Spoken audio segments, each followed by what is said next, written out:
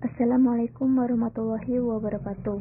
Di sini kami dari K1 S1 Akuntansi, mata kuliah Metodologi Penelitian Akuntansi, akan memaparkan hasil diskusi kami mengenai materi mengembangkan ide penelitian.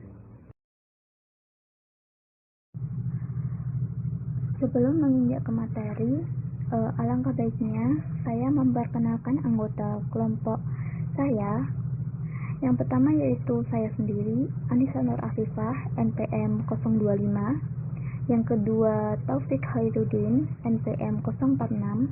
Yang ketiga, Septi Rajil Saputri, NPM 047.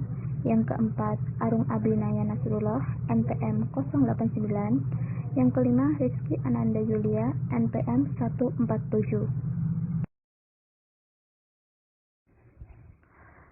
Untuk subbab yang akan kita bahas atau peta konsep yang akan kita bahas di materi kali ini yaitu yang pertama mengenai urutan penelitian, yang kedua mengenai munculnya topik penelitian, yang ketiga mengenai kerangka konseptual, yang keempat mengenai struktur DNA tentang pengembangan teori baru, yang kelima mengenai masalah Bradman tentang pengembangan strategi baru, yang keenam mengenai masalah bujur tentang menerapkan solusi, dan yang terakhir itu mengenai akuntansi manajemen strategis.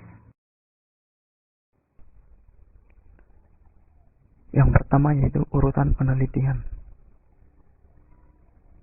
Urutan penelitian yang pertama yaitu identifikasi area yang luas. Selanjutnya yaitu mempersempit fokus dari akuntansi secara umum menjadi akuntansi keuangan, akuntansi manajemen, auditing, atau sistem informasi akuntansi. Yang kedua yaitu pilih topik. Spesifikasi subbidang untuk memberikan fokus yang lebih ketat dan subbidang yang kapasitas pengawasannya tersedia, tetapi subbidang yang dapat dimodifikasi sesuai dengan perkembangan selanjutnya. Yang ketiga yaitu memutuskan pendekatan. Pemikiran awal mengenai pendekatan yang akan diadopsi akan berkisar pada sumber daya yang tersedia dan khususnya akses ke sumber daya yang diperlukan. Yang keempat, merumuskan rencana. Target harus ditetapkan sejak awal, sehingga penelitian akan berkembang selama periode yang panjang. Rencana ini harus mencakup target di mana temuan awal dapat dipresentasikan. Yang kelima, mengumpulkan informasi. Pengumpulan data yang baik jika kita mengenali dengan tepat apa yang kita inginkan dan untuk tujuan apa. Yang keenam yaitu analisis data. Metode analisis data dan persyaratan perangkat lunak harus terlihat pada proses penelitian. Yang ketujuh yaitu temuan saat ini. Temuan awal biasanya akan dipresentasikan pada seminar universitas dan kemudian pada konferensi spesialis. Selanjutnya urutan penelitian tersebut memberikan elemen pendekatan positivis tradisional seperti yang dirancang oleh House tahun 1970, yaitu yang pertama masalah, tinjauan literatur, pengembangan hipotesis, metode, dan hasil. Selanjutnya yaitu munculnya topik penelitian. Sumber topik bisa muncul dari mana saja, tetapi yang paling umum yaitu masalah di tempat kerja dengan implikasi yang berpotensi lebih luas, masalah yang terlihat di koran atau televisi, presentasi konferensi yang menggunakan arah yang sedang dieksplorasi peneliti lain, buku teks, review artikel, dan artikel yang dirujuk terutama bagian akhir yang mengungkapkan kekurangan dalam penelitian yang ada. Elemen umum dalam pemilihan topik yaitu adalah membaca untuk mengetahui dan melihat peluang. Biasanya memiliki komitmen lebih besar terhadap suatu topik jika mereka telah mengembangkan sendiri. Namun banyak yang menganggap pembuatan ide sebagai proses yang sangat sulit, sehingga tidak jarang dosen pembimbing menjadi sumber ide penelitian. Karena peneliti yang aktif dan berpengalaman biasanya memiliki banyak ide daripada mereka mampu mengeksplorasi sendiri. Seringkali jurnal profesional akan memiliki ide yang menarik dan akan menyampaikan pesan dan implikasi bagi para praktisi, tapi tidak akan memiliki kerangka konseptual penting dari karya penelitian yang dirujuk. Perhatian pada persyaratan mendasar dari literatur referensi akan memungkinkan peneliti untuk menghasilkan proposal penelitian garis besar yang terus direvisi selama periode membaca dan mungkin harus direvisi lebih lanjut selama melakukan penelitian itu sendiri karena keadaan yang tak terduga. Proposal penelitian yang khas akan mencangkup elemen berikut, yaitu yang pertama judul. Judul akan memperjelas apa yang akan dicoba lakukan. Yang kedua yaitu abstrak, yaitu merangkum masalah, tujuan, dan hasil yang diharapkan. Yang ketiga isu, itu hal yang menarik dan penting. Yang keempat tujuan, yaitu menyangkut hubungan studi dengan masalah. Yang kelima yaitu sastra, mengenai ulasan publikasi yang bertema relevan. Yang keenam metode, yaitu bagaimana dan mengapa proses tersebut. Dan yang terakhir yaitu manfaat, yaitu merupakan hasil yang diharapkan yang membuat penelitian tersebut bermanfaat. Kerangka konseptual. Bagian berharga dari proses perencanaan awal adalah pengembangan representasi konseptual dari proyek penelitian. Hal ini dapat membantu untuk memperjelas hubungan penting dan kebutuhan untuk mendukung teori. Variabel penjelas dan intervensi serta demonstrasi sebab akibat. Pendekatan induktif dan deduktif yang diidentifikasi memberikan alternatif objektif untuk pelaksanaan penelitian, tetapi tidak memungkinkan kesempatan untuk interaksi manusia. Skema konseptual menyediakan alat ampuh untuk pemeriksaan hubungan sebab akibat dalam lingkungan positifis, dengan menetapkan variabel utama yang menarik dan faktor-faktor lain yang berpengaruh. Dapat terbentuklah kesan masalah yang luas.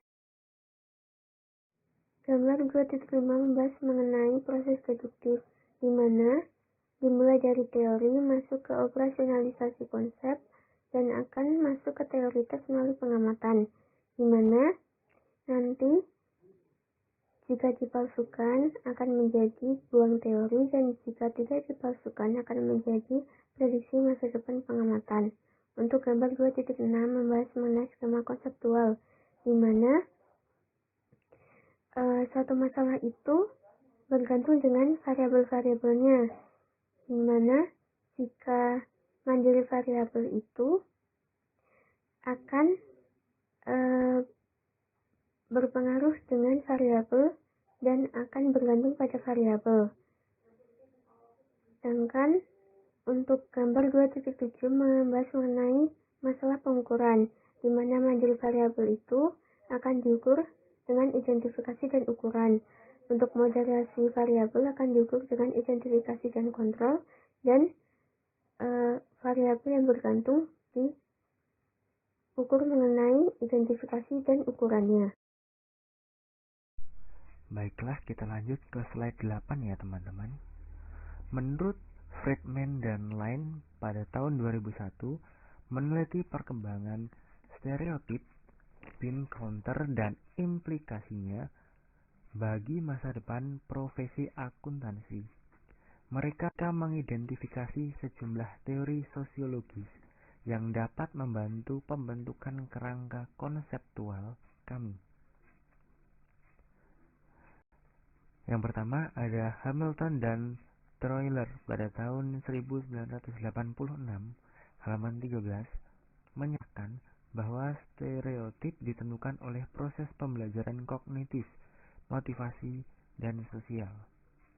Yang kedua, ada Campbell pada tahun 1965, menyarankan bahwa teori konflik realitas dapat menjelaskan bagaimana stereotip dihasilkan dari persaingan antar kelompok untuk fisik yang langka. Touchwell dan Turner pada tahun 1985 mengembangkan teori identitas sosial yang memodifikasi teori konflik untuk memperhitungkan motif capaian individu sehingga konflik juga dapat terjadi atas sumber daya sosial yang langka seperti prestise dan status. Yang keempat,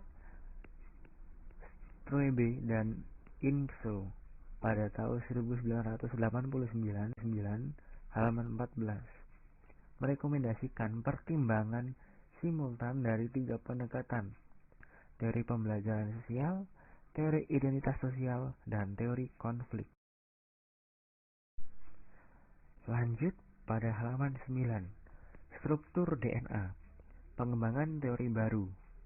Pada dasarnya, mereka melanjutkan untuk mengembangkan model yang sesuai dengan semua bukti yang saat ini tersedia bagi mereka, dan menunggu dikonfirmasi atau diskonfirmasi kerangka kerja mereka dari temuan empiris orang lain.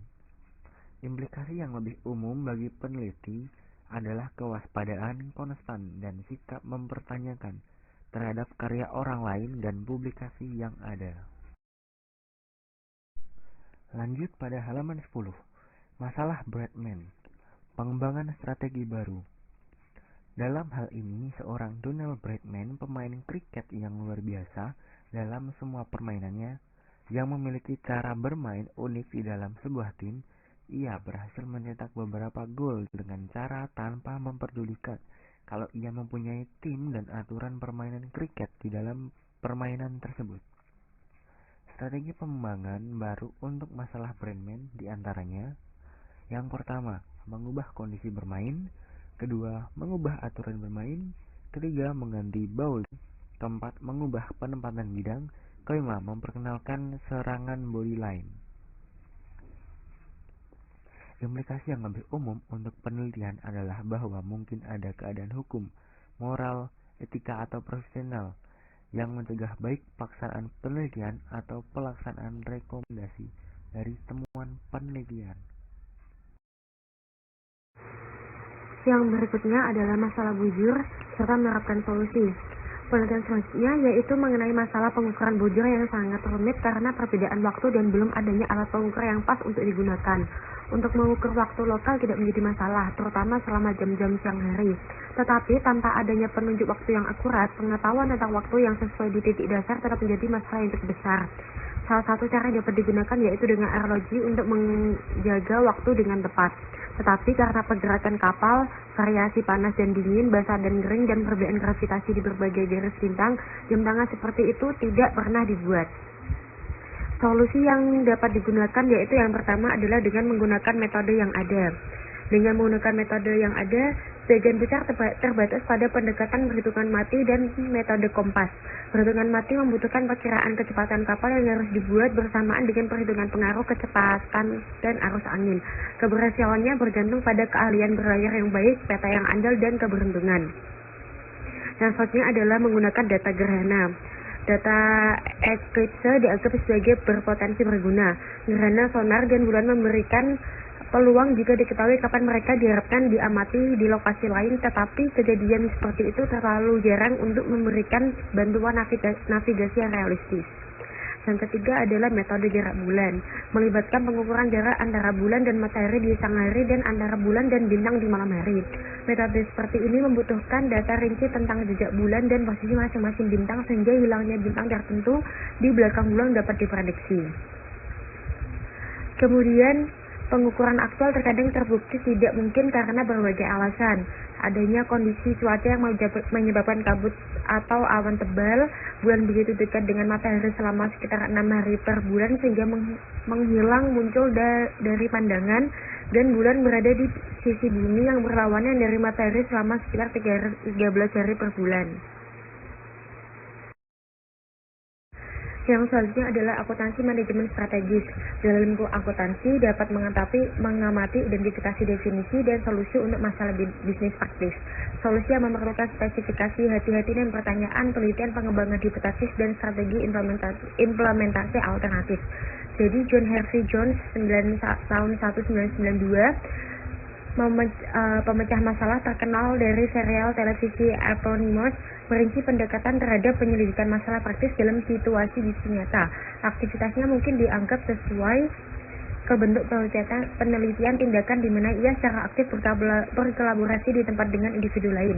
Meskipun praktiknya, terutama yang terlihat di Morgan atau episode mobil, jarang sesuai dengan praktik baik yang diterima dalam tindakan riset.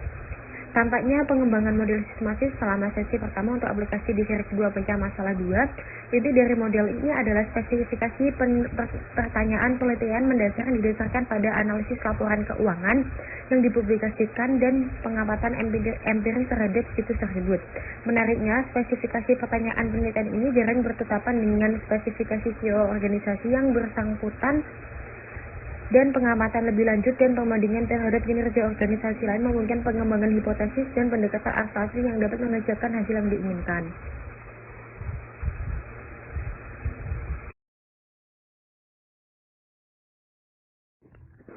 Baik teman-teman, itu tadi materi yang dapat kami paparkan. Jika ada pertanyaan yang ingin teman-teman tanyakan, bisa ditanyakan di kelas. Dan kurang lebihnya kelompok kami minta maaf jika ada salah kata maupun penjelasan kami yang kurang jelas.